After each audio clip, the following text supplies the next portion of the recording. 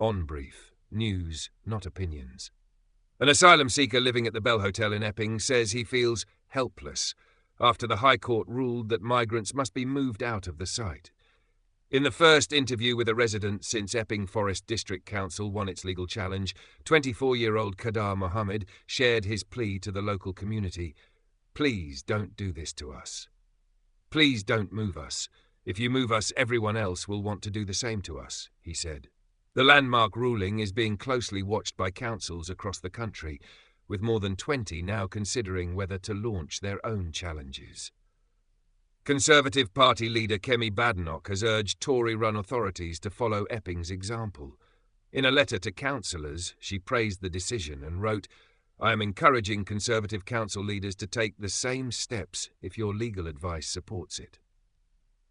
For Mohamed, who fled Somalia, the judgment has left him shaken.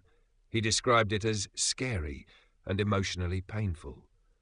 He said he had been stunned by the scale of protests outside the Essex Hotel in recent weeks. "I never thought I'd be coming here, and then that would be happening to me, people not wanting me there," he admitted.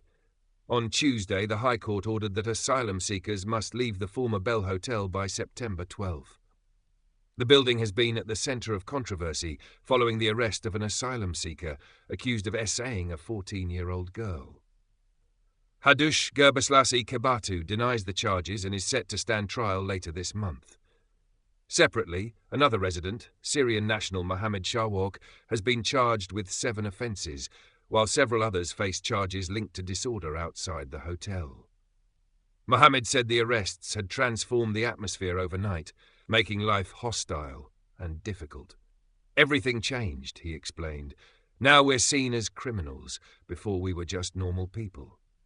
Determined to challenge that perception, he added, "I want to make the people know that I'm not what they say I am." After the incident, people look at you and they're scared for their life. They're scared for their kids and pushing them behind their backs. "I'm not here to harm anybody. I'm here to look for safety, to look for a better life." Mohamed's journey to the UK took him through Turkey, Austria and Germany before he crossed the Channel. He has since been granted asylum. He acknowledged local frustration, saying he believed the people of Epping have a reason to be mad at the government. "I know they're mad over the whole thing about the government and how they dealt with this. I'm sorry, but I'm not at fault. I'm looking for a better life," he said. "I'm not trying to take anything from them, not trying to make their lives difficult," he insisted. "The only offence I've committed is coming to this country illegally. I'll confess to that. But I had to do it. I had no option." The government has promised to find alternative locations for asylum seekers currently housed at the Bell Hotel and across other hotels in the UK. Home Office Minister Dan Jarvis said, "We're looking very carefully at the court ruling that was handed down yesterday. We'll want to identify a range of contingency options for how those people can be appropriately accommodated elsewhere." Pressed on where asylum seekers might go, Jarvis declined to give specifics, saying only that it would vary depending on different locations, and the government will have to look at a range of different scenarios. Councils nationwide are now considering their response to the ruling. So far, 24 have confirmed they are weighing up their next steps, leaving the door open to further legal action. A Labour Party spokesperson, responding to Badenoch's call for Conservative councils to fight asylum hotels, said, "This is desperate and hypocritical nonsense from the architects of the broken asylum system."